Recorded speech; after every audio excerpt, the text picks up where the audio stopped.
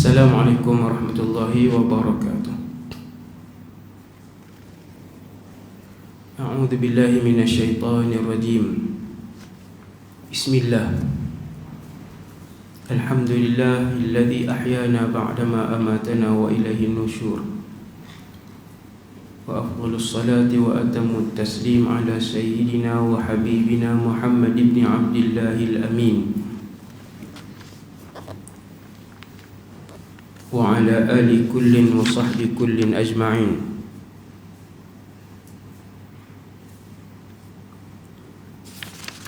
Syrah li sadri wa yassir li amri wa hlul 'uqdatan min lisani yafqahu qawli. Wa la hawla wa la quwwata illa billah al-'aliyyil 'azim. ولا حول ولا قوة إلا بالله العلي العظيم. ولا حول ولا قوة إلا بالله العلي العظيم. رب اشرح لي صدري ويسر لي أمري واحلل عقدة من لساني يفقهوا قولي. اللهم اهد قلبي وسدد لساني بحق سيدنا محمد sallallahu alaihi wasallam. Radina billahi rabba, kami semua redha Allah Tuhan kami. Wa bil islami dina, kami semua redha Islam cara hidup kami. Wa bi Muhammadin rasulah, dan kami semua redha bahawa Muhammad sallallahu alaihi wasallam seorang nabi dan rasul.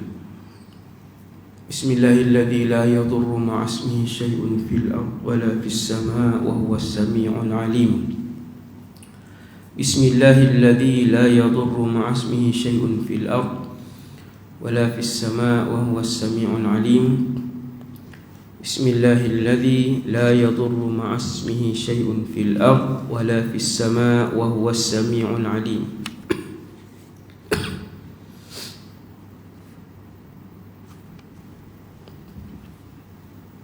Kita guna kitab andainya umat ini hidup seperti Umar radhiyallahu anhu untuk kita melihat kenapa Allah menyayangi Umar radhiyallahu anhu. Kita nak tahu kenapa Rasulullah menyayangi Sayyidina Umar. Dalam bab yang keempat, muka surat 40, muka surat 40 dah maksudnya. Kita dah baca 39 muka surat. Kita dah huraikan secara ringkas, iaitu satu hadis Nabi. Hadis ni riwayat Imam Muslim, dan satu lagi hadis riwayat Imam Bukhari, iaitu Nabi pernah mimpi masuk dalam syurga. Nabi berjalan dalam syurga sallallahu alaihi wasallam. Nabi masuk syurga, Nabi berjalan tengok syurga. Kemudian kata Rasulullah, aku melihat sebuah istana yang tersergam indah. Tuan-tuan pergi Kuala Lumpur, kita nampak bangunan-bangunan tinggi, mewah. Sebahagian orang kata, kalaulah seketui ni hak aku punya. Tengok besar, ratus-ratus juta tu satu. Bangunan KLCC, KL Tower, bangunan besar kan, kita tengok besar.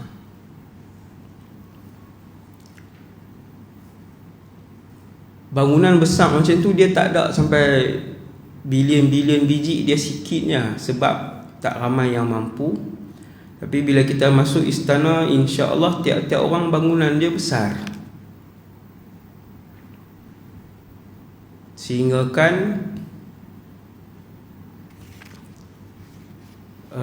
mencecah ketinggian. Kadang-kadang satu-satu rumah tu, dalam satu hadis Nabi sebut ketinggian sebuah istana tu mencecah sampai puluhan kilometer. Kita waktu tu 60 hasta je, 30 meter je. Tapi rumah ketinggian sebuah rumah mencecah sehingga puluhan kilometer.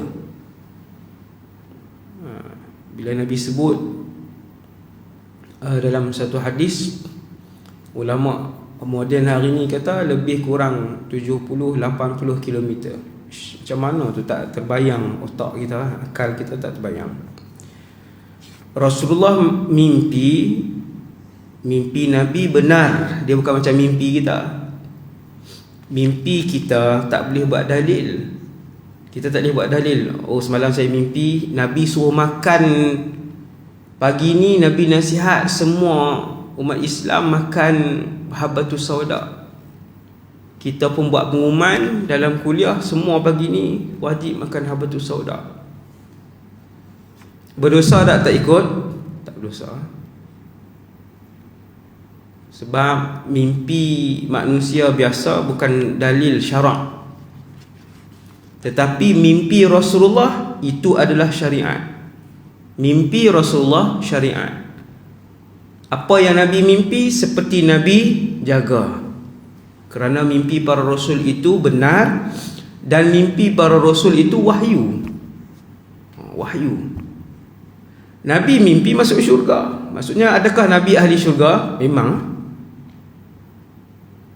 Nabi mimpi tengok syurga. Adakah yang Nabi tengok tu syurga yang betul? Ya.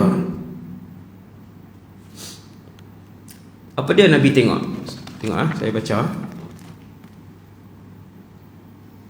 Baca riwayat mana?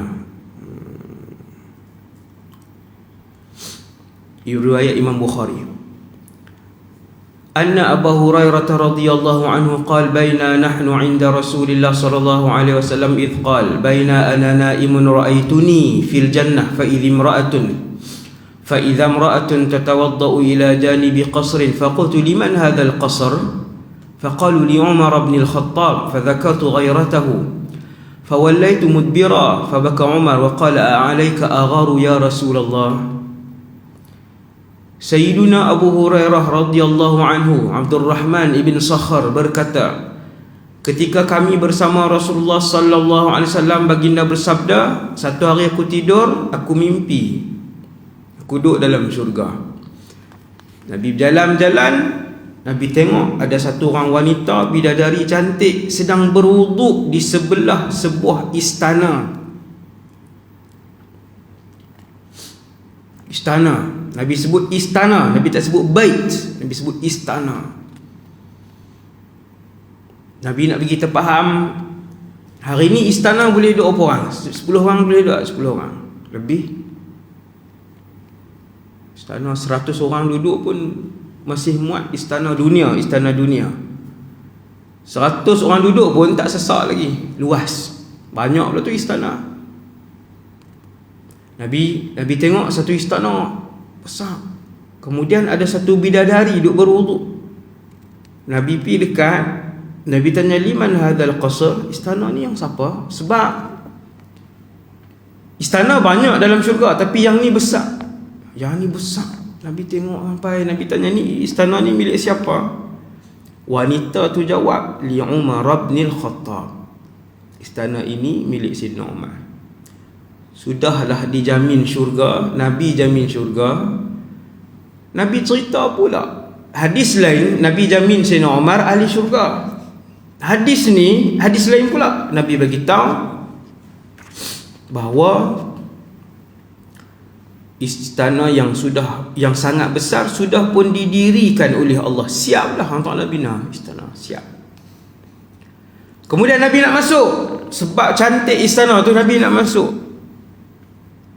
Tapi bila sebut milik Umar, Nabi teringat Umar ni, Sayyidina Umar ni dia garang, dia tegas, dia garang tu. Nabi membatalkan niat. Awalnya memang Nabi nak masuk, nak tengok apa bilik ada berapa, nak tengok kereta, contohlah kereta apa, dia punya ruang tamu dia letak up. Bila tengok milik Sayyidina Umar, Nabi kata aku tak jadi masuk. Apabila teringat, Nabi kata risau kalau Umar cemburu nanti aku masuk ke dalam rumah dia. Sayyidina Umar yang sedang mendengar kisah ini Nangis Sayyidina Umar ni, penuh muka menangis. Dia kata, "A'alaika agharu ya Rasulullah." Dalam keadaan menangis tu, Sayyidina Umar kata, "Takkanlah aku nak cemburu kepada kamu ya Rasulullah." Sebab apa? Sebab Nabi yang mengajar Sayyidina Umar untuk kembali dan mengenal Allah. Untuk kembali dan mengenal Allah.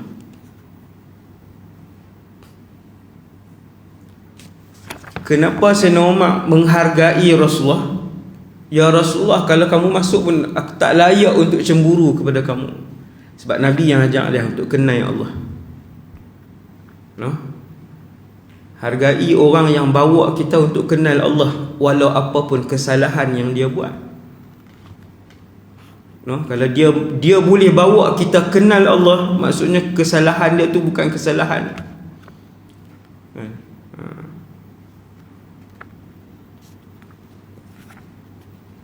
Okey, nombor 2. Muka surat 44. Tuan-tuan yang ada buku ni boleh baca sendiri. Saya bukan promote buku ni untuk saya untung apa kan.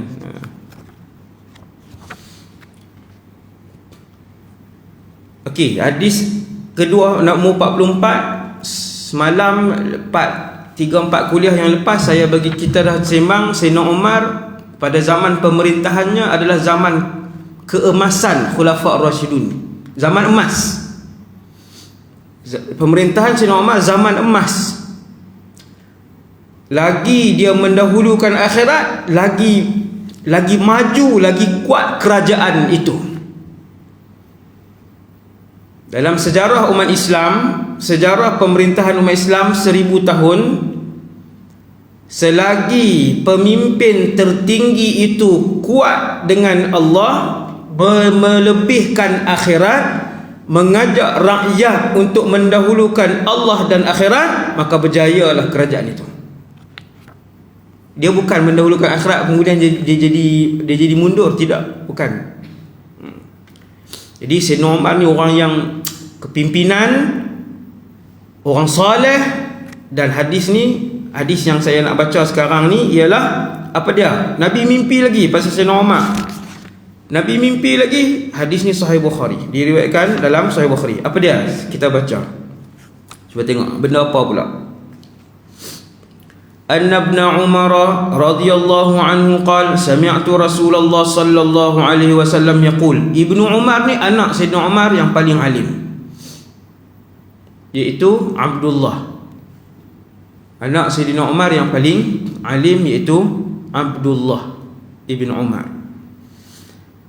Dia kata, sami'tu Rasulullah sallallahu alaihi wasallam yaqul, baina ana naimun utitu biqadahi labanin fasharibtu min hatta inni la ara ar-riya yakhruju min adfari thumma a'taitu fadli yani Umar qalu fama awwaltahu ya Rasulullah al-ilm. Hadis riwayat Imam Bukhari. Ibnu Umar berkata, Abdullah ibn Umar, ini Abdullah ni alim, aku mendengar Rasulullah sallallahu alaihi wasallam berkata ketika aku tidur Nabi benar, tidur Nabi, mimpi Nabi wahyu. Aku bermimpi mendapat semangkuk susu. Siapa ni? Nabi. Siapa yang nak belajar ilmu takwil mimpi, ni salah satu hadis menjadi sumber ilmu takwil mimpi. Saya pun tak pandai. No? Ada ulama Islam yang mahir menafsir mimpi. Bila kita sebut mimpi Nabi itu wahyu, mimpi orang biasa kena buang dalam tong sampah, bukan. Mimpi orang biasa, orang soleh, dia boleh guna untuk panduan diri dia. Dia boleh guna sebagai panduan. Bolehkah ditakwilkan dan dijadikan panduan? Boleh. Adakah mimpi orang soleh boleh digunakan untuk dia jadi panduan? Maksudnya panduan tu daripada Allah? Ya. Ya. Nampak? Nah, ni ahlu sunnah wal jamaah. Dia tak terima semua dan dia tak tolak semua. Manhaj sederhana. No? Jangan jadi ekstrim, mimpi je, announce, suruh semua orang buat. Itu tak mau. Itu ekstrim sangat. Dan jangan jadi ekstrem juga, mimpi tolak semua. Ada kelompok yang macam ni, ada kelompok yang macam ni. Kita tengah manhaj Ahlus Sunnah wal Jamaah yang benar, insya-Allah. Okey, kemudian ketika aku tidur, aku bermimpi mendapat semangkuk susu, kata Rasulullah. Aku minum susu itu sehingga memenuhi seluruh tubuhku. Nabi mimpi mangkuk susu, Nabi minum. Nabi kata seluruh tubuh Nabi susu. Sehingga susu itu terkeluar dan bocor di celah-celah jari Nabi. Ni celah. Ni celah jari Nabi. Keluar susu ni celah-celah. Banyaknya ilmu yang Allah bagi kepada Rasulullah, alim.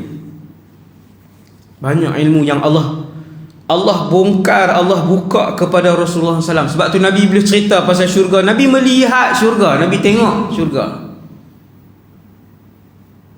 Nabi tengok syurga. Nabi masuk tengok. Macam-macam Nabi masuk tengok, Nabi tengok mahsyar, Nabi melihat. Barzakh Nabi melihat semua ni. Sebab tu bila Nabi mimpi minum susu, sampai susu ni penuh tubuh badan Nabi, keluar di celah-celah jari. Apa dia tu? Kata Nabi, kemudian ada baki susu, aku bagi kepada seorang saja, Umar. Seorang saja baki susu tu. Sahabat tanya, ya Rasulullah, apa maksud minum susu, lebihan susu kamu tu? Nabi pun jawab, ilmu.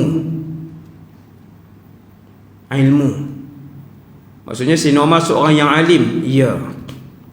Sayyidina Umar salah seorang mufti di kalangan sahabat. Sahabat ada 100,000 lebih. Adakah semua mufti? Tidak. Adakah semua faqih? Tidak. Top 10 sahabat yang paling faqih, antara yang faqih top 10 sahabat, antaranya Umar. 10 sahabat fuqaha min fuqaha'is sahabah ataupun fuqaha'us sahabah. Siapa rajin karang buku fuqaha'us sahabah, Abdullah ibn Mas'ud, Umar ibn al-Khattab, ni semua yang alim. Abdullah ibn Umar, Abdullah ibn Abbas kan. Okay. Kemudian ilmu Sayyidina Umar ni selain daripada kepimpinan orang soleh, dia ada ilmu. Kemudian yang seterusnya tentang perkahwinan. Yang ni kita dah sebut dah dalam kuliah yang lalu, iaitu perkahwinan Rasulullah dengan puteri Sayyidina Umar. Apabila Sayyidina Umar bin Khattab, putrinya yang bernama Hafsah. Bila belajar kitab ni kita belajar nama sahabat isteri Nabi, Hafsah radhiyallahu anha. Sayyidatuna Hafsah berkahwin dengan Khunais ibn Hudzafah as-Sahmi. Kemudian Khunais meninggal dunia. Kemudian habis tamat tempoh iddah, Sayyidatuna Hafsah berkahwin dengan Rasulullah SAW. Jadilah Rasulullah menantu kepada Sayyidina Umar. Kemudian yang terakhir untuk pagi ini, Sayyidina Umar menegur isteri-isteri Nabi sallallahu alaihi wasallam. Sayyidina Umar menegur isteri Nabi sallallahu alaihi wasallam. Macam mana ni Sayyidina Umar boleh tegur ni? Sampai tahap ni, maksudnya orang rapat Rasulullah, Nabi pilih orang yang paling rapat, yang saleh untuk jadi wakil Nabi. An Ibn Abbas qala lam azal harisan an as'ala Umar ibn al-Khattab 'anil mar'atayn min azwaj Rasulillah sallallahu alaihi wasallam allatayn qala Allah lahumā in tatuba ila Allah faqad sagat qulubukuma. Surah At-Tahrim ayat 4. Surah At-Tahrim ayat 4, Allah Ta'ala sebut dua orang. Jikalau kamu berdoa bertaubat kepada Allah, sesungguhnya kamu cenderung. Sampai habis ayat tadi ni. Siapa dua orang tadi? Fa'tazala Rasulullah SAW nisa'ahu min ajli dhalikal hadith. Kita baca hadis ni untuk barakah dan ilmu. Hina afshathu Hafsatu ila Aisyah 29 lailatan qalat Aisyatu وكان قال ما أنا بداخل عليهن شهرا من شدة موجدته عليهن حين حدثه الله عز وجل حديثهن فلما مضت 29 ليلة دخل على عائشة فبدأ بها فقالت له عائشة إنك قد كنت آليت يا رسول الله ألا تدخل علينا شهرا وإن أصبحنا من 29 ليلة نعدها عددا فقال رسول الله صلى الله عليه وسلم الشهر 29 ليلة.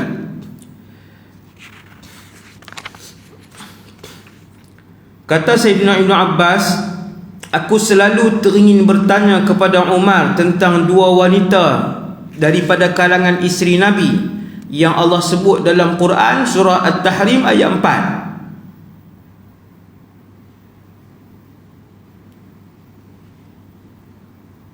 Isteri-isterinya Nabi SAW sebut pada satu hari Nabi i'tizal, tak berjumpa. Nabi sebut, kata aku takkan berjumpa dengan isteri-isteri aku selama sebulan, tidak akan memasuki mereka selama sebulan kerana baginda kecewa dengan mereka. Ketika Allah memberitahukan kepadanya tentang apa yang mereka katakan, ketika 29 hari telah berlalu, Nabi pun masuk ke dalam rumah Sayyidatuna Aisyah. Ini tak ada apa. Nabi masuk 29 hari itu, Sayyidatuna Aisyah kata, ya Rasulullah, bukankah kamu telah menyebut selama sebulan? Nabi kata sebulan itu 29 hari. Apa yang berlaku? Ibnu Abbas tertanya-tanya tentang perihal isteri Nabi dan sebab turunnya surah At-Tahrim ayat 4. Isteri manakah yang Allah maksudkan dalam surah At-Tahrim itu? Sehinggalah Sayyidina Ibnu Abbas pergi haji dengan Umar bin Al-Khattab. Maka Ibnu Abbas pun tanya, wahai Umar, isteri yang mana yang Allah maksudkan dalam surah Tahrim ayat 4?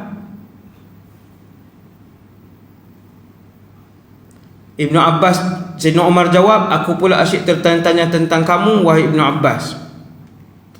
Soalan Ibnu Abbas dijawab dengan jawapan lain. Menurut Al-Imam Az-Zuhri, Sayyidina Umar tidak menyukai soalan yang ditanya oleh Ibnu Abbas radhiyallahu anhu. Sayyidina Umar tak selesa.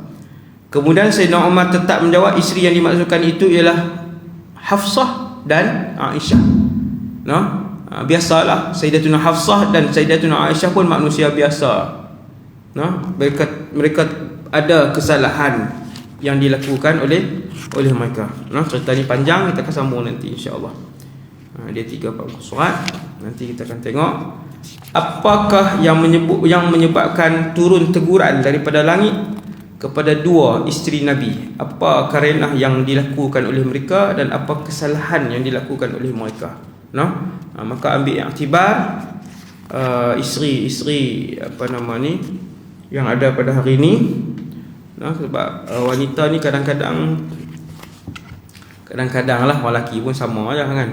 Tapi nak abang kata kadang-kala wanita ini ada perkara yang dia kena ambil perhatian supaya mereka tidak mengguriskan hati suami yang baik. Kalau suami pun perangai tak berapa nak lauk cantik kan, yang tu sama-sama lah. Ni kalau macam Rasulullah pun kecil hati. Cuba kita tengok nanti apa kerenah yang dilakukan sehingga Allah menurunkan teguran kepada isteri-isteri Nabi ni sebahagiannya. Yang tu sahaja untuk pagi ni. Wassallallahu ala sayyidina Muhammad wa ala alihi wasallam. Subhanakallahumma bihamdik asyhadu an la ilaha illa anta astaghfiruka wa atubu ilaik. Assalamualaikum warahmatullahi wabarakatuh.